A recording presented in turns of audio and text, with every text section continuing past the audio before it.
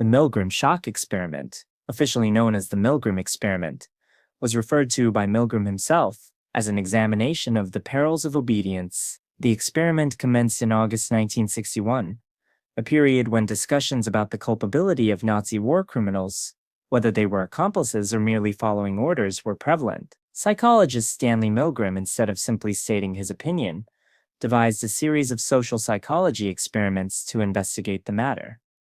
The study aimed to determine people's willingness to obey an authority figure, even when such orders contradicted their personal morals. Participants were led to believe they were assisting a learner in improving their memory by administering electric shocks as punishment for incorrect answers.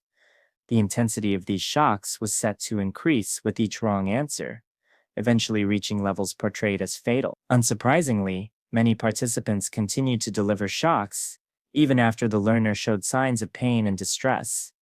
In reality, the learners were paid actors, and the shocks were not real. However, had the shocks been genuine, nearly all participants would have been responsible for inflicting harm simply because an authority figure instructed them to do so. While no one was physically harmed, Milgram faced criticism because he deceived participants about the experiment's true nature, and many participants exhibited signs of tension and stress, indicating they did not enjoy administering the shocks, despite their compliance.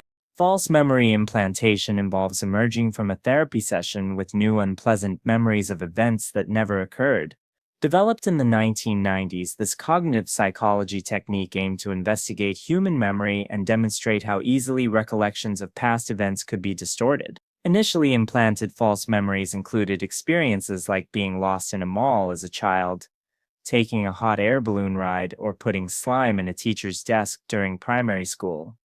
However, like many novel scientific discoveries, it was susceptible to misuse. One notorious instance involved Nadine Kuhl, a Wisconsin woman who sought psychiatric therapy in 1986 for a traumatic incident concerning her daughter. During sessions, her psychiatrist employed hypnosis and other suggestive techniques to unearth supposed buried memories of abuse Kuhl herself had allegedly experienced. Consequently, Kuhl became convinced she had repressed memories of being in a satanic cult, eating babies, and witnessing the murder of her 8-year-old friend.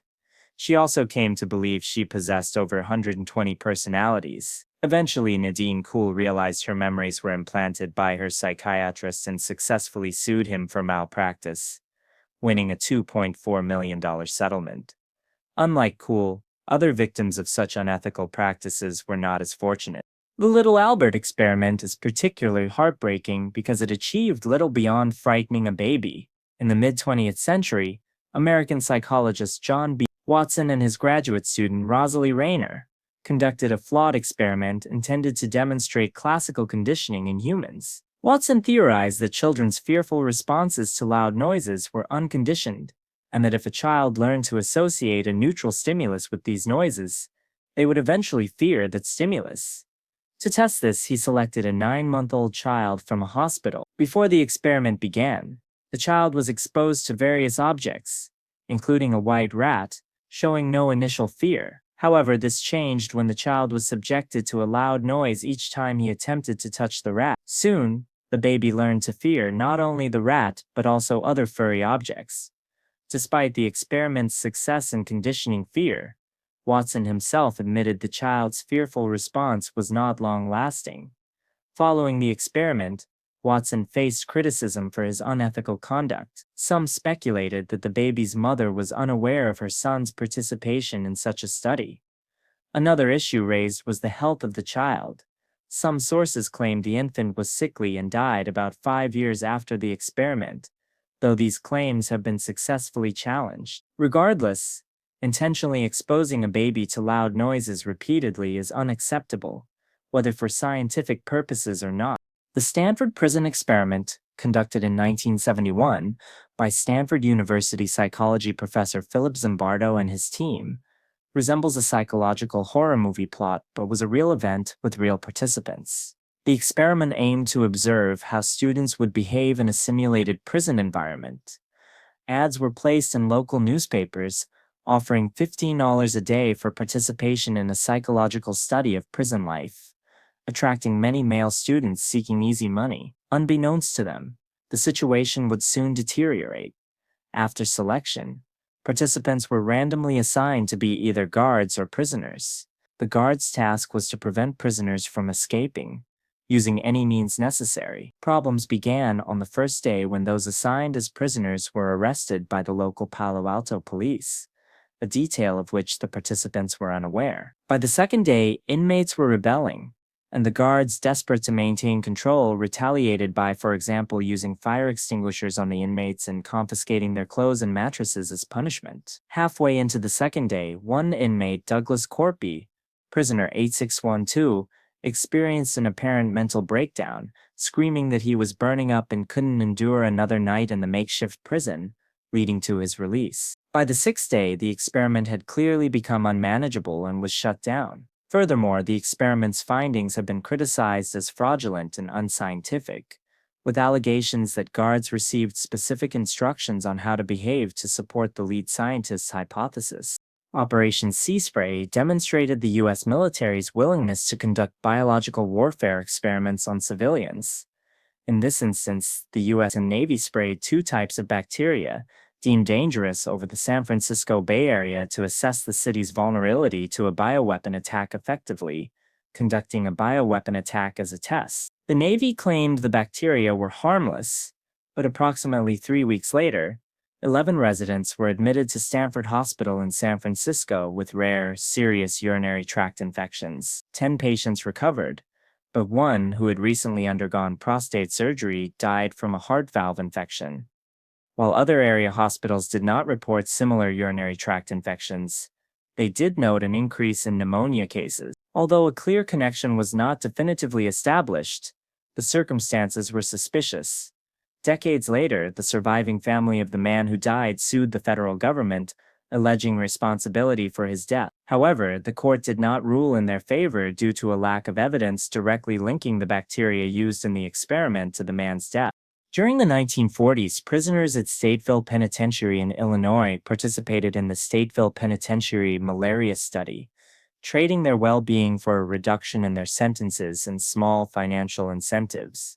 They volunteered for one of the most unusual wartime experiments, a study aimed at finding a cure for malaria. At the time, World War II was ongoing, and American troops were battling malaria, with the disease proving deadlier than combat for some units, highlighting the urgency for a cure. Beginning in 1944 and over the next 2 years, more than 400 prisoners were infected with malaria and then treated with experimental anti-malaria drugs. The experiment's purpose was not concealed from the subjects, who were praised for their patriotism. Only one prisoner reportedly died during the experiments, suffering a heart attack after several bouts of fever, though researchers claimed the death was unrelated to their research. The Term Trade Study, conducted by American sociologist Lord Humphreys, became a notorious example of unethical social research. The study analyzed men engaging in anonymous sex in public toilets, a practice common in the late 1960s and early 1970s, known as tea rooming or cottaging. Tea rooming often involved a watch queen, who acted as a lookout while two others engaged in sexual activity. Humphreys gathered data by serving as a watch queen.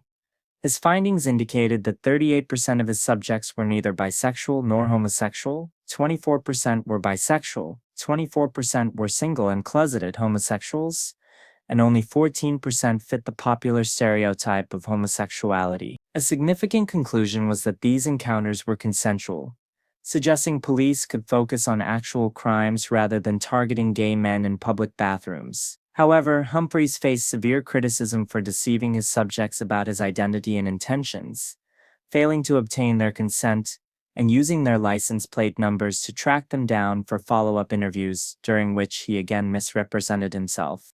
Project Atarcake was a CIA mind control program designed to gather information on various dark subjects by any means necessary. Initiated in the 1950s, one part of the project focused on identifying brutal and effective interrogation techniques, with agents exploring methods from hypnosis and total isolation to the forced use of hard drugs like cocaine, marijuana, heroin, peyote, and mescaline. Experiments often involved willing participants, but rumors suggest that even unsuspecting CIA agents were given LSD for extended periods to study its effects.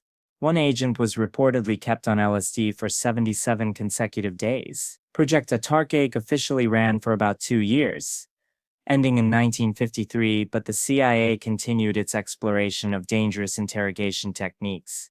Following Project Arterk, the CIA initiated Project MKUltra in 1953, with similar objectives but on a much larger scale. The agency remained focused on finding drugs for use in interrogations to weaken captives, force confessions, and brainwash enemies. CIA officials sourced test subjects from both the United States and Canada. Soon, those in charge of Project MKUltra began experimenting with hypnosis, electroshocks, sensory deprivation, isolation, verbal and sexual abuse, and other forms of torture. The truth about Project MKUltra emerged in 1975 when the Church Committee, a U.S. Senate Select Committee, disclosed the CIA's questionable activities. Upon realizing this, CIA Director Richard Helms ordered the destruction of all MKUltra files, meaning that despite the horrifying details known, much about the project remains unknown. Operation Midnight Climax, a sub-project of MKUltra, focused on studying the effects of LSD on non-consenting individuals, unsuspecting civilians.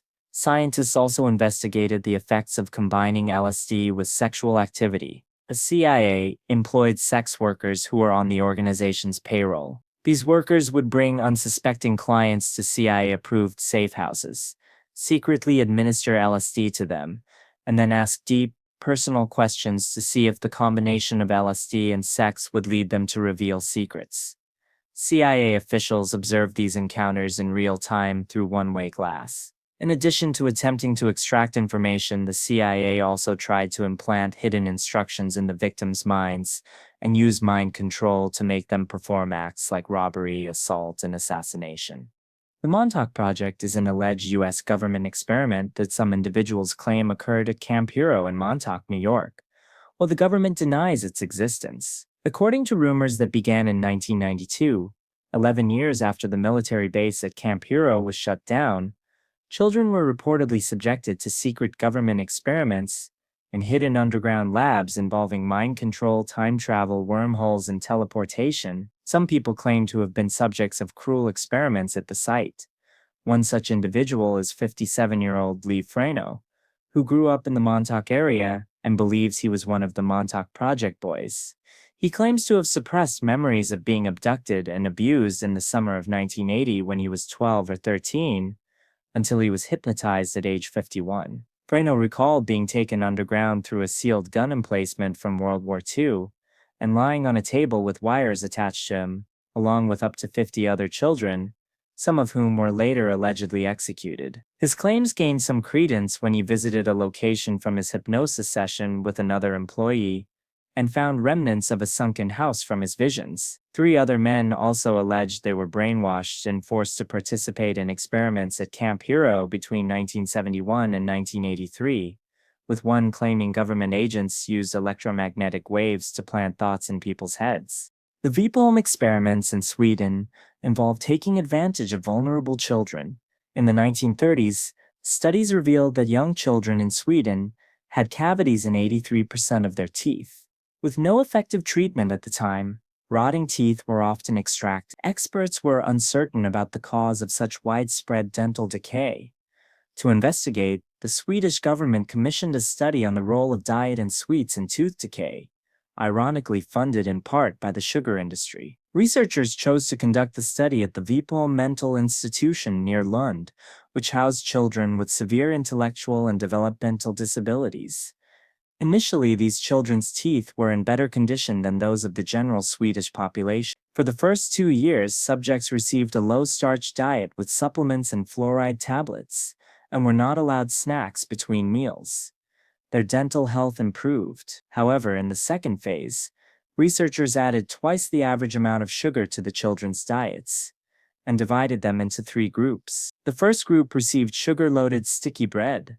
The second consumed sugar and beverages, and the third ate sticky candy 8 to 24 pieces per sitting between meals. While the first two groups did not experience significant adverse effects, the third group unsurprisingly suffered the most, with candies sticking to their teeth, causing them to rot and even turn black. Researchers repaired the damaged teeth of some children by extracting them, while children with more severe health conditions were left to suffer the pain of rotten teeth for the rest of their lives. In 1939, University of Iowa professor Wendell Johnson conducted the monster study on vulnerable orphans. As a child, Johnson's teacher had told his parents he was beginning to stutter, despite previously speaking fine. This comment caused him to worry, and he subsequently developed a stutter. This experience led Johnson to theorize that stuttering could be taught or acquired. To test this, he experimented on orphans, as no parent would volunteer their child for such a study. His colleagues were so horrified by the plan that they dubbed the experiment the monster study.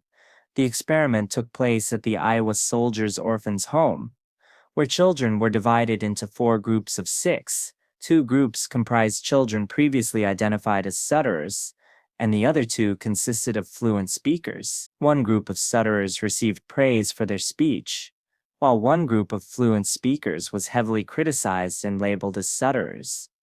After the treatment, 5 out of the 6 children who did not stutter at the study's beginning started stuttering. Of the 5 who already stuttered, 3 worsened. Realizing the harm caused, Professor Johnson and his team attempted to reverse the damage, but the impact on the children was permanent, leading to low self-esteem and the adoption of self-conscious behaviors associated with stutterers. Early in modern science, it was understood that lead was toxic, especially to children.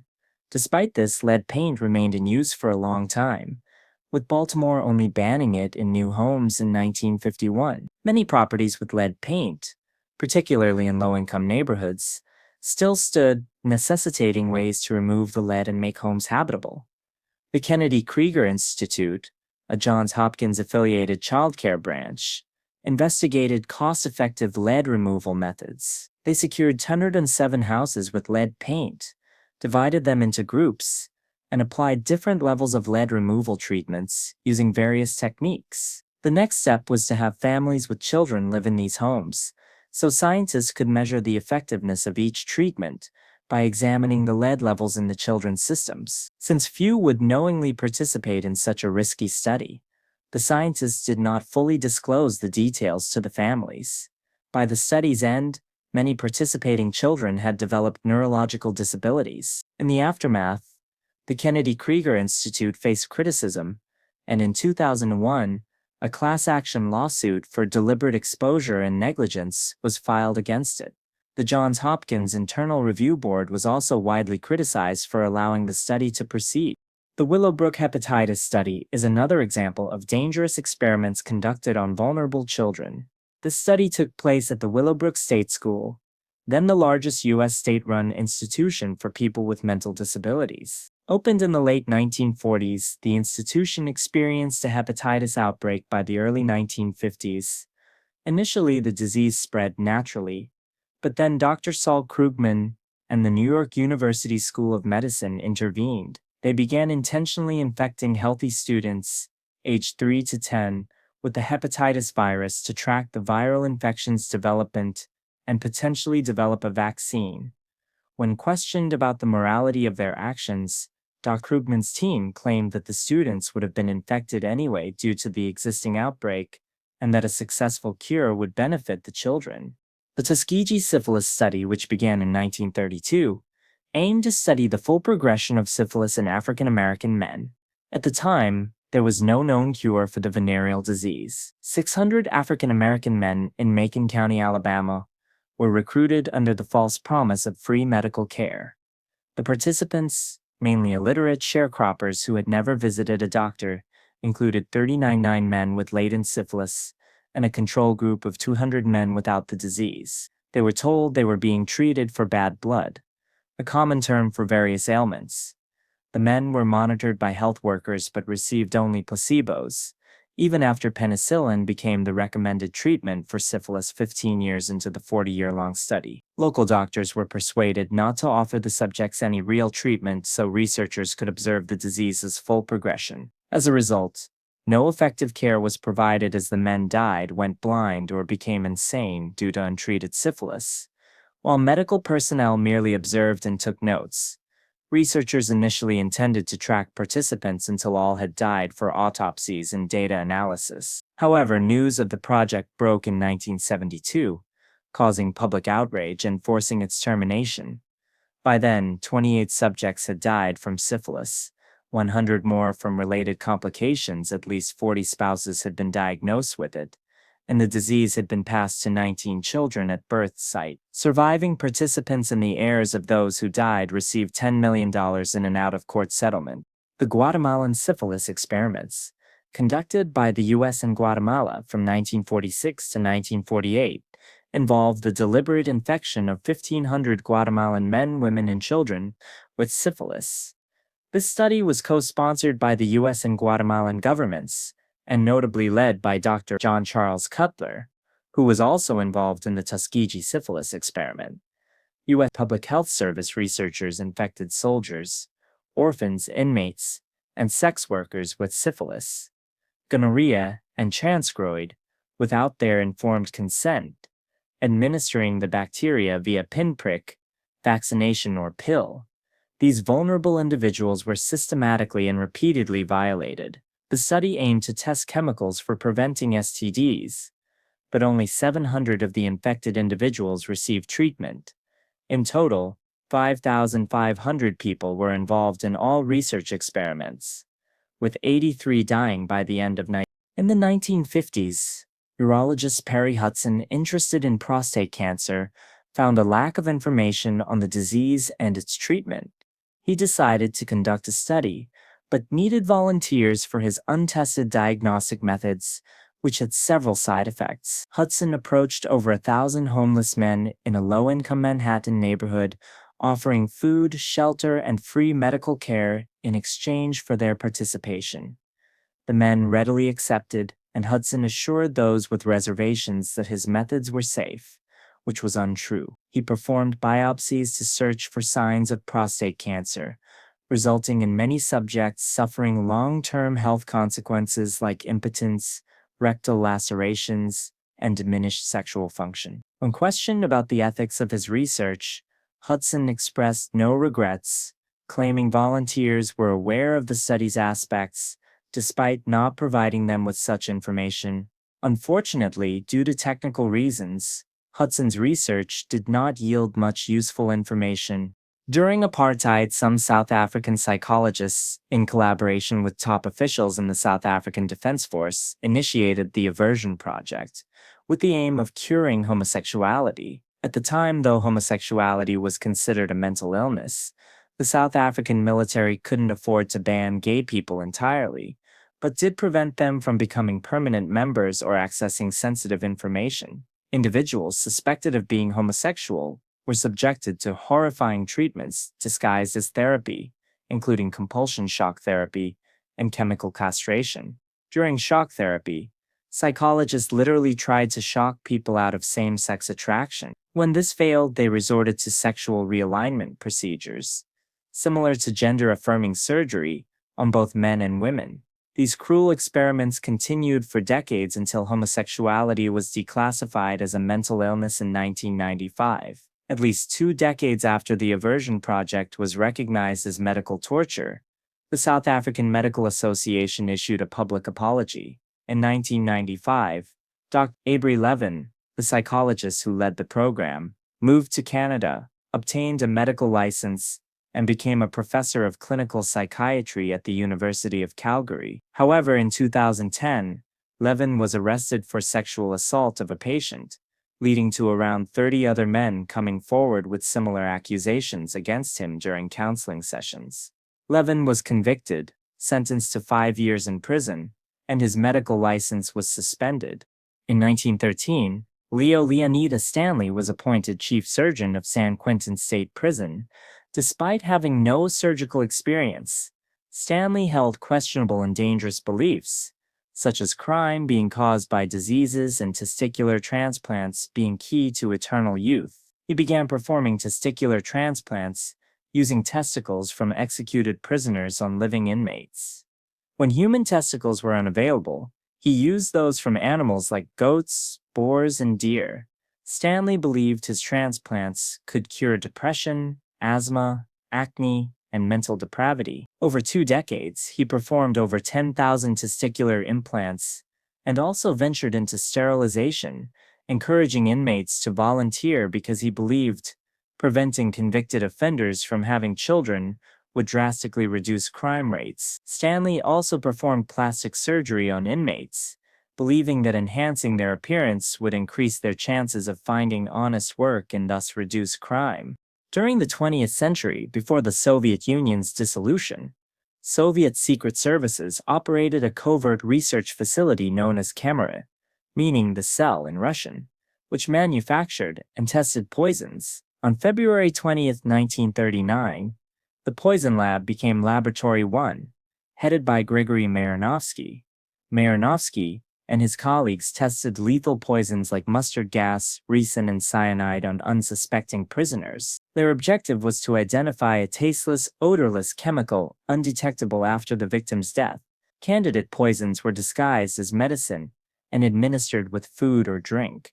They eventually developed a concoction with the desired qualities, known as C. According to witness testimonies, victims experienced rapid weakening, a reduction in height, and a calm demeanor, followed by death within 15 minutes. Victims reportedly included prominent individuals, such as a country's president and a Nobel Prize laureate. Nazi Germany conducted diabolical, unethical experiments on humans, using civilian prisoners as lab rats to aid their war efforts. Nazi scientists created a substance to potentially aid blood clotting and reduce bleeding from gunshot wounds.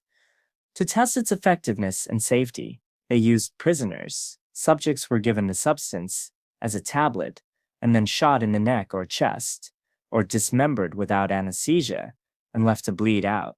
Scientists also injected subjects with mismatched blood types to study interactions between different blood types. When Nazi scientists drew blood from a prisoner, it was often a death sentence, as they frequently entered a major artery, causing fatal blood loss.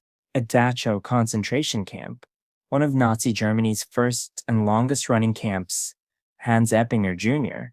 and his colleagues conducted seawater experiments in July 1944.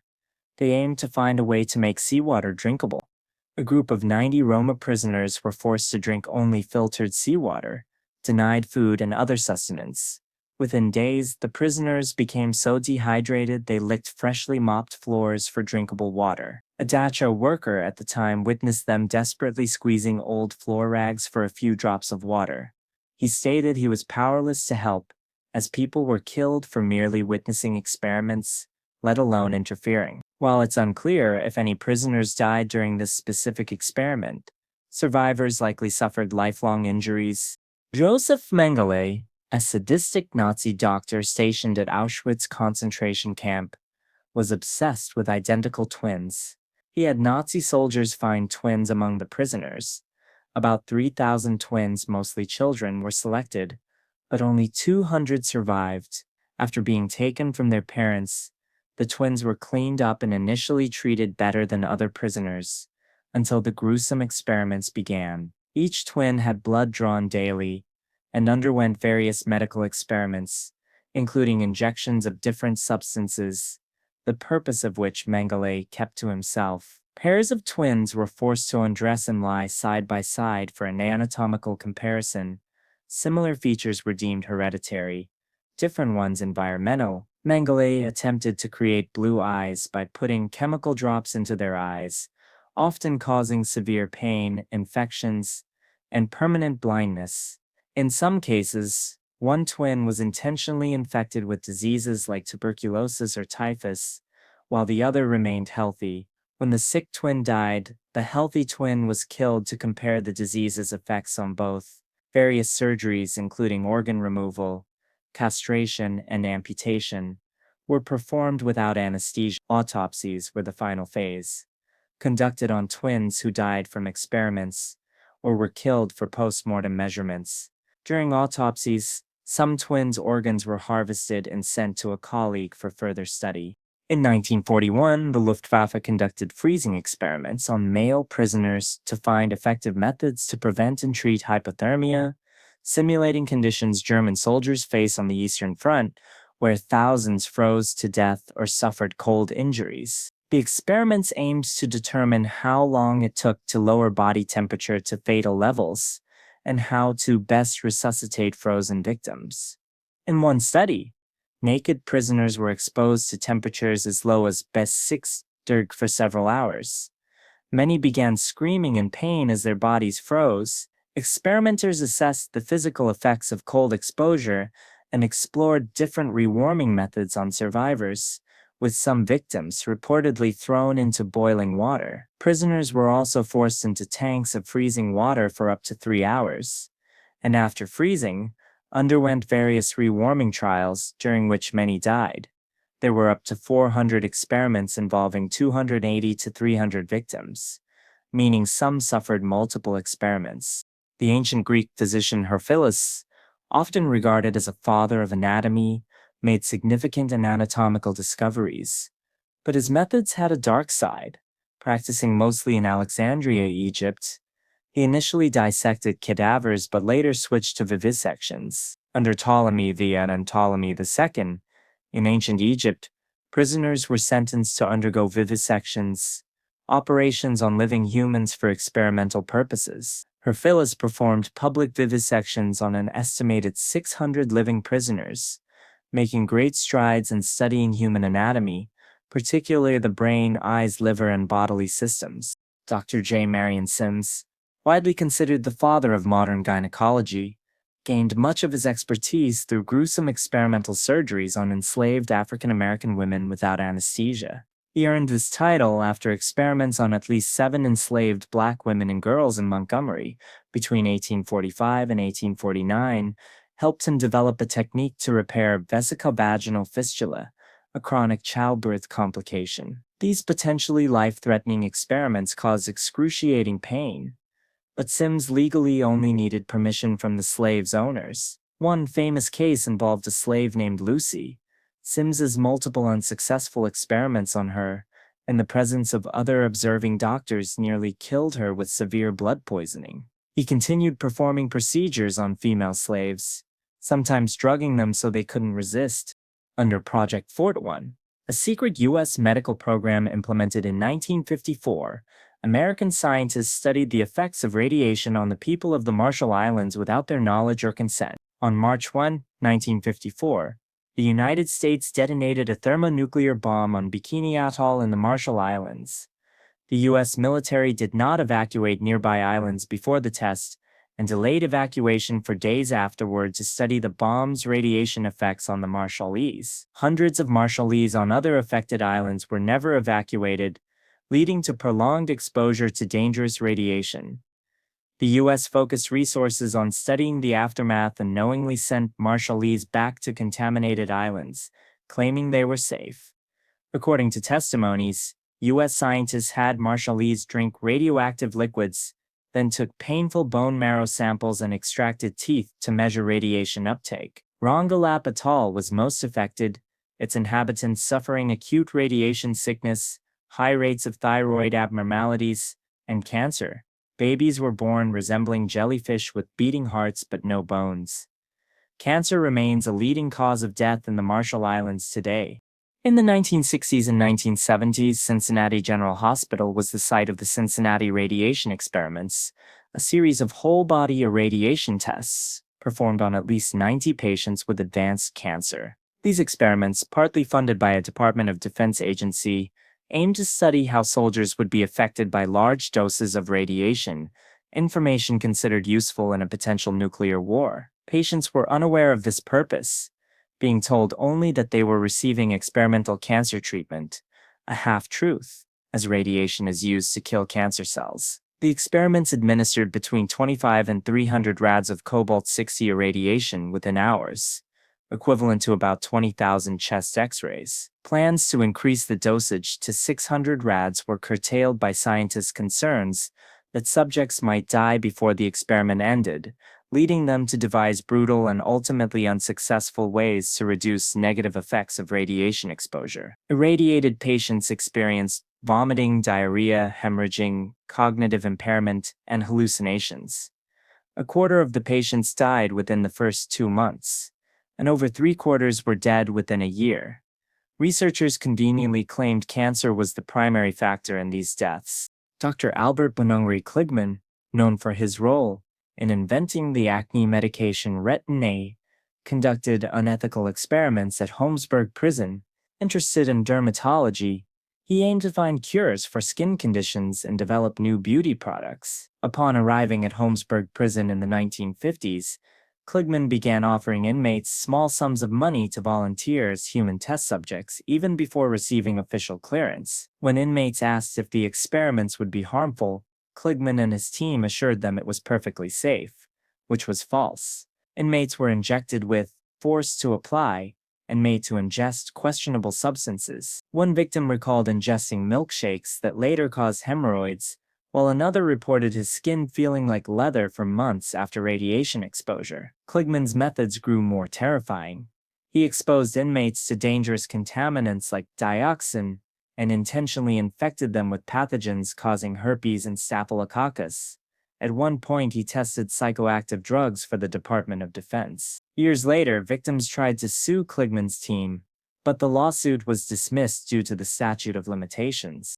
During the Second Sino-Japanese War in World War II, Unit 7031, a secret biological and chemical warfare research unit of the Imperial Japanese Army, engaged in lethal human experimentation and biological weapons manufacturing. Vivisections were a daily occurrence, with thousands of men, women, children, and infants taken as Japanese prisoners of war, subjected to live dissections, often without anesthesia, and with low survival chances. Vivisections were typically performed after intentionally infecting prisoners with various diseases to study their effects on human organs. Limbs were amputated to study blood loss, and sometimes reattached to the opposite side of victims' bodies for unknown reasons. Some prisoners had their stomachs surgically removed. An Imperial Japanese Army surgeon estimated that at least 1,000 Japanese personnel were involved in vivisections in mainland China, admitting that his operations on captives were often more for practice than research and that vivisections were routine among Japanese doctors in China during the war. Unit 731 also developed and tested biological weapons designed to spread deadly diseases among the Chinese population during World War II.